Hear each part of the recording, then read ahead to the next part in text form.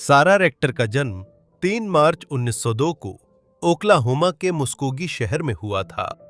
उनके पिता Joseph rector थे और उनकी मां रोज मैक्वीन थीं।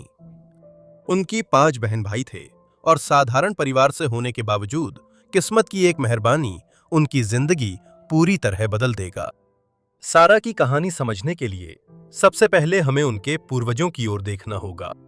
उनकी नानी और दादा के दादा दोनों को मुस्कोगी क्रीक इंडियनों द्वारा गुलाम बनाया गया था।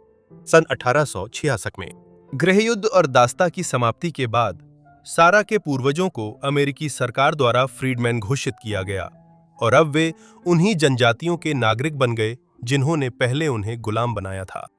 सन 1887 में संघीय सरकार ने डॉस जनरल अलॉटमेंट एक्ट पेश किया, जिसमें उन्होंने और भी अधिक मूल अमेरिकी लोगों से उनकी जमीन छीन ली। ऐसा इसलिए हुआ क्योंकि सरकार ने सभी जनजातीय जमीन को अधिशेष जमीन मान लिया था, जिसे जनजातियों को जरूरत नहीं थी। इसलिए इसे बांटकर श्वेत बसने वालों को मुफ्त में सौंप दिया गया। 1898 में कांग्रेस ने कर्टिस एक्ट पारित कर डॉज एक्ट में बदलाव किया। इस नए कानून ने ओक्लाहोमा को विभाजित कर दिया, जो भारतीय क्षेत्र से राज्य का दर्जा पाने की प्रक्रिया में था। ये ओक्लाहोमा राज्य के गठन के लिए एक अनिवार्य कदम था। हालांकि एक बड़ा अंतर यह था कि न केवल श्वेत बसने वालों को पूर्व भारतीय क्षेत्र से मुफ्त भूमि दी गई, बल्कि उस क्षेत्र में निवास करने वाली जनजातियों को भी अनावंटित भूमि दी गई। क्रीक गुलामों की वंशज और बाद में फ्रीडमैन का दर्जा पाने वाली सारा, साथ ही उसके 2 भाई बहन, प्रत्येक को एक एक भूखंड का अधिकार था। सारा का भूखंड लगभग 160 एकड़ का था। यह वितरण 1898 से लेकर 1906 के बीच हुआ था। इसके परिणाम स्वरूप पूर्वी ओक्लाहोमा में लगभग 10 लाख एकड़ भूमि क्रीक नेशन के बच्चों को भूमि आवंटन के रूप में दी गई थी। इसमें लगभग 4400 अश्वेत बच्चे और हजारों मुस्कोगी फ्रीडमैन नाबालिग शामिल थे। कुल मिलाकर कर्टिस एक्ट ने जनजातियों से लगभग 9 करोड़ एकड़ भूमि छीन ली थी। इसके अलावा जब इस अतिरिक्त भूमि का वितरण किया गया तो संघीय सरकार ने सारा जैसी जनजातीय सदस्यों को ऐसी जमीन दी जिसे अनुपयुक्त माना जाता था। यह जमीन पथरीली थी, इसकी मिट्टी उपजाऊ नहीं थी और इसलिए खेती के लिए उपयुक्त नहीं थी। इस बीच अधिक मूल्यवान और उपजाऊ जमीन श्वेत बसने वालों के लिए सुरक्षित रखी गई थी। हालांकि सरकार ने यह अनुमान नहीं लगाया था कि जो जमीन युवा पीढ़ियों को दी गई थी, उसकी सतह के नीचे एक बेहद मूल्यवान जीवाश्म ईंधन छिपा हुआ था। सारा रेक्टर को दी गई जमीन ग्लेनपूल में थी, जो उनके घर से करीब 60 मील दूर थी। बचपन में सारा और उनका परिवार काफी गरीब था। उनके पिता अपने बच्चों को मिली जमीन पर सालाना संपत्ति कर भी नहीं चुका सकते थे। जोसेफ रेक्टर सारा के पिता को अपनी बेटी की जमीन के लिए जो $30 चुकाने पड़ते थे, वो उनके लिए एक बोझ था। इसी वजह से जोसेफ ने मुस्कोगी काउंटी कोर्ट में जमीन बेचने के लिए अर्जी दी। चूंकि सारा नाबालिग थी, इसलिए अनुरोध अस्वीकार कर दिया गया। उन्हें टैक्स चुकाना जारी रखना पड़ा, जो पहले से ही गरीब परिवार पर भारी बोझ था। फरवरी 1911 में जोसेफ ने स्टैंडर्ड ऑयल कंपनी के साथ एक समझौता किया। सारा की जमीन उन्हें लीज पर दे दी, जिससे आखिरकार उनकी आर्थिक परेशानी दूर हो गई। 2 साल बाद स्वतंत्र तेल ड्रिलर बीबी जोन्स, जिन्हें करोड़पति तेल कारोबारी कहा जाता था, ने उस संपत्ति पर कुआं खोदा, जिससे बड़ा तेल फव्वारा निकला। सौभाग्य से सारा के लिए उसकी जमीन के नीचे कच्चा तेल था। जोन्स ने उस संपत्ति का संचालन शुरू किया और कुछ ही महीनों में हर दिन दसियों हजार बैरल तेल का उत्पादन होने लगा। इस समय ओक्लाहोमा के कानून के अनुसार इंडियन टेरिटरी के सभी ऐसे बच्चों को जो नागरिक थे और जिनके पास काफी संपत्ति और पैसा था, उन्हें तथाकथित सम्मानित श्वेत अभिभावकों के अधीन किया जाना अनिवार्य था। इसका मतलब था कि जीवित माता-पिता भी बच्चों की संपत्ति नहीं संभाल सकते थे। जल्द ही इस खोज के कारण रेक्टर को रॉयल्टी से भारी धनराशि मिलने लगी। हालांकि कानून का पालन करने के लिए स्थानीय क्षेत्र के लोगों की ओर से सारा की अभिभावकता बदलने की मांग उठी। इसलिए एक जज ने स्थानीय श्वेत निवासी टीजे पोर्टर को सारा के सभी वित्तीय मामलों की देखरेख के लिए नियुक्त किया। ध्यान देने योग्य है कि वह पूरी तरह अजनबी नहीं थे, क्योंकि वे रेक्टर परिवार के परिचित थे।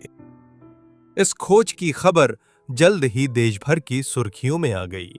सारा अब सिर्फ 11 साल की उम्र में हर महीने हजारों डॉलर कमाने वाली थी। एक रिपोर्ट के अनुसार सिर्फ अक्टूबर 1913 में ही उसे $11,500 की रॉयल्टी मिली थी। ऐसा कहा जाता है कि उसकी बढ़ती दौलत के कारण 1913 में ओक्लाहोमा की विधानसभा ने यहां तक कोशिश की थी कि उसे श्वेत घोषित कर दिया जाए, ताकि वो ट्रेनों में फर्स्ट क्लास डिब्बे में सफर कर सके। अखबारों की रिपोर्टों में कहा गया कि सारा की आमदनी राष्ट्रपति से भी ज्यादा थी और वो अमेरिका की सबसे अमीर अश्वेत लड़की के रूप में जानी जाने लगी। फिर भी उसकी भारी आमदनी के बावजूद अफवाहें बनी रहीं कि उसकी रहने की स्थिति वैसी ही रही। कहा जाता है कि वो अपने बड़े परिवार के साथ 2 कमरों की झोपड़ी में ही रहती रही। अब भी गरीबी में जीते हुए कई लोगों ने यह सवाल उठाना शुरू कर दिया कि उसकी दौलत का क्या हो रहा है। 1914 में अफ्रीकी अमेरिकी अखबार शिकागो डिफेंडर ने सारा की कहानी और उसकी गरीबी से जुड़ी अफवाहों के बारे में सुना। बाद में उन्होंने एक लेख छापा जिसमें कहा गया कि सारा और उसके भाई बहन अनपढ़ थे, उनकी हालत खराब थी और उसकी दौलत का गलत प्रबंधन हो रहा था। इस लेख ने कई प्रमुख अफ्रीकी अमेरिकियों का ध्यान आकर्षित किया, जो उसकी जीवन स्थितियों और अभिभावकत्व को लेकर चिंतित हो गए। इसके तुरंत बाद ये जांच शुरू की गई कि क्या टीजे पोर्टर सारा की दौलत को सही तरीके से संभाल रहे थे या नहीं। जून में जेम्स सी वॉटर्स जूनियर, जो national association for the advancement of coloured people से जुड़े एक एजेंट थे, द्वारा एक मेमो भेजा गया। विलियम डू बोइस को वो मेमो मिला जिसमें वॉटर्स ने बताया कि सारा की संपत्ति गलत तरीके से प्रबंधित हो रही थी। उनके अनुसार सारा को कोई शिक्षा नहीं मिली, वह सस्ते कपड़े पहनती थी और जूते भी नहीं पहनती थी। इस बीच उसके अभिभावक ने बड़ी रकम कमाई। वॉटर्स ने आगे कहा, क्या यह संभव नहीं है कि उसकी देखभाल अच्छे तरीके से और उसकी अपनी जाति के लोगों द्वारा की जाए? उसकी देखभाल ऐसे लोगों द्वारा न हो जो उसकी जाति के लोगों को वो व्यवहार भी न दें जो एक अच्छे कुत्ते को मिलता है। जल्द ही देश भर के अखबारों ने सारा के अभिभावक की स्थिति को चुनौती देना शुरू कर दिया। इसके अलावा सारा जैसे अन्य समान मामलों को भी उजागर किया जा रहा था। सैकड़ों मूल निवासी अश्वेत बच्चों को उनकी जमीन पर तेल मिलने से संपत्ति मिली और सारा की तरह उनके लिए भी श्वेत अभिभावक नियुक्त हुआ, जो अक्सर संपत्ति का गलत प्रबंधन करता था। देश भर के अखबारों ने सवाल उठाया कि किसी अश्वेत अभिभावक को नियुक्त करना क्यों संभव नहीं था। सारा का मामला इस मुद्दे का केंद्र बिंदु बन गया। ये कहना चाहिए कि सारा और उसके अभिभावक के बारे में सटीक जानकारी अभी भी स्पष्ट नहीं है। जैसे ही प्रेस ने इस मुद्दे को उजागर किया, डू बॉयस और जज लेही के बीच एक पत्राचार सामने आया। सारा अपने परिवार के साथ एक 5 कमरों वाले कॉटेज में रहने चली गई थी और वो अपने सभी भाई बहनों के साथ अपने गृह नगर टैफ्ट में स्कूल जा रही थी। जज ने डू बॉयस को यह भी बताया कि परिवार ने खुद पोर्टर को अभिभावक चुना था और उसे सारा की आय का केवल 2% ही मिलता था। साथ ही श्वेत स्वामित्व वाले अखबारों ने लिखा कि जज लीही अभिभावकों के प्रति बहुत सख्त थे अगर कोई गड़बड़ी होती थी। चाहे सारा की अभिभावकता से जुड़ी स्थिति को बहुत बड़ा चढ़ाकर पेश किया गया हो, लेकिन एनएएसीपी की जांच ने अभिभावकता से जुड़े मौजूदा मुद्दों और उससे जुड़ी भ्रष्टाचार को उजागर कर दिया। इसका मतलब है कि कम बच्चों की उपेक्षा और शोषण होगा। इसके अलावा डू बॉयज ने बाद में एनएएसीपी का बाल विभाग स्थापित किया, जिसने उन श्वेत अभिभावकों की जांच की जिन पर काले बच्चों की जमीन और संपत्ति छीनने का संदेह था। सारा और उनकी बड़ी बहन ने टाफ्ट स्कूल छोड़कर टस्केगी इंस्टीट्यूट के बाल विद्यालय में दाखिला लेकर बेहतर शिक्षा पाई। स्कूल में अपराधियों के एक समूह ने सारा के अपहरण और फिरौती की साजिश रची थी। सौभाग्य से कई छात्रों ने अपहरण को रोक दिया। फिर भी दुख की बात है कि सारा की संपत्ति ने उसे अक्सर हिंसा और शोषण का शिकार बना दिया। ये शायद उन कारणों में से एक है जिसकी वजह से उन्होंने अपने जीवन के बाद के वर्षों में मीडिया से दूरी बना ली थी। सन 1915 में सारा के अलॉटमेंट पर उत्पादन लगभग 1,60,000 बैरल कच्चे तेल का प्रतिमाह था। सारा की उसमें 8वां हिस्सेदारी थी, जिससे वो हर महीने करीब $18,000 कमाती थीं, जो आज लगभग $4,60,000 हैं। उस समय औसत घरेलू आय सिर्फ $60 प्रति माह से कम थी। ये समझने के लिए कि वो कितनी कमाती थीं, उनकी रोजाना आय उस समय के अधिकतर अमेरिकियों की सालाना तनख्वाह से ज्यादा थी। उनकी जिंदगी और कहानी को मिली जबरदस्त मीडिया कवरेज के कारण सारा को उपहार, कर्ज के लिए अनुरोध और सबसे खास बात, उनसे कहीं ज्यादा उम्र के पुरुषों से शादी के प्रस्ताव मिलने लगे। इस तथ्य के बावजूद कि वह अभी भी एक युवा किशोरी थी, निस्संदेह ये पुरुष सिर्फ उसकी दौलत पर नियंत्रण पाना चाहते थे। 1917 में परिवार कैंसस सिटी मिसौरी चला गया और कुछ ही वर्षों में वे एक सुंदर ईंट की हवेली में रहने लगे, जिसे सारा रेक्टर मेंशन के नाम से जाना जाता है। जब सारा 18 साल की हुई, तब तक वो आसानी से मिलियनेयर बन चुकी थी। उसके पास कई तरह के व्यवसाय और संपत्तियां थीं, जिनमें शेयर, एक बोर्डिंग हाउस और जमीन शामिल थीं। सारा की मां, जिन्हें मामा रोज कहा जाता था, सारा के 20 साल के होने तक उसके वित्त का प्रबंधन करती रहीं। शहर आने के कुछ समय बाद ही सारा की मुलाकात स्थानीय व्यवसायी केनेथ कैम्बल से हुई।